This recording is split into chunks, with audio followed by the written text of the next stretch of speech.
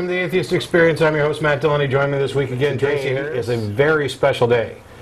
39 years ago today, the Apollo 11 moon lander made its way down, and the Eagle landed on the moon, and the first men on the moon stepped off about 6.5 hours later or so. This is huge. What did it take for us to get to the moon? Well, we had to overcome a number of ideas that, and I'm not blaming religion for this, so don't get me wrong, but we had to overcome a number of ideas which were opposed by religion. The idea that the Earth was the center of the universe, that it was then the center of the solar system, that everything revolved around it.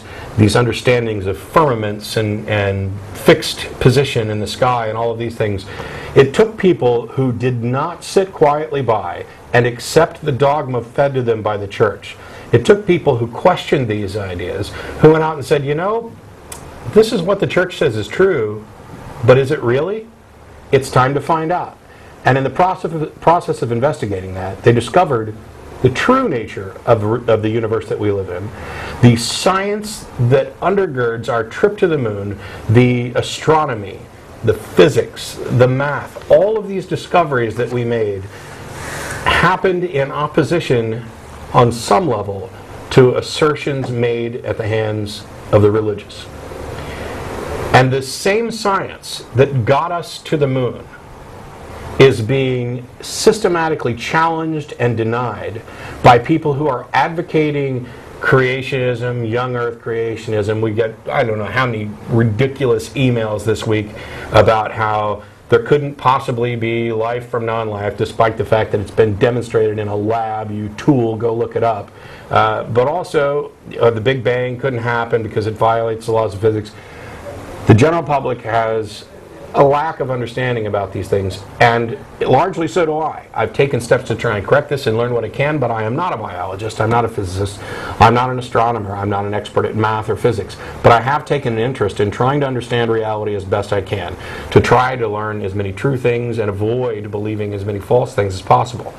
I would wish that everybody would do that, but even more so, if you have a position that denies the same science that you rely on, you're a hypocrite.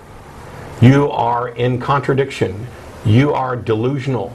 You are engaged in special pleading. The only reason to deny the same science that took us to the moon is because your preconceptions about how the universe works, which are based on religious dogma, prevent you from accepting this. And if you don't believe me, go looking around at some of the sites like Answers in Genesis and other places.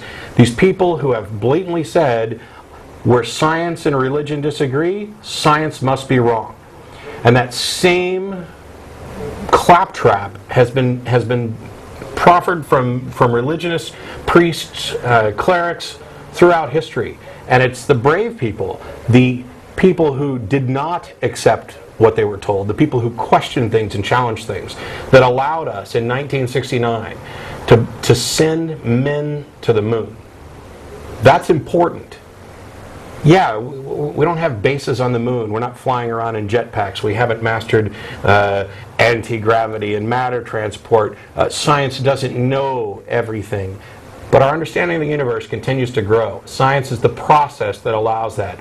It's the only process that is reliable, confirmable, falsifiable, and dependable. You rely on it every day in your own life. And our trip to the moon is a testament to that reliance on science. It works.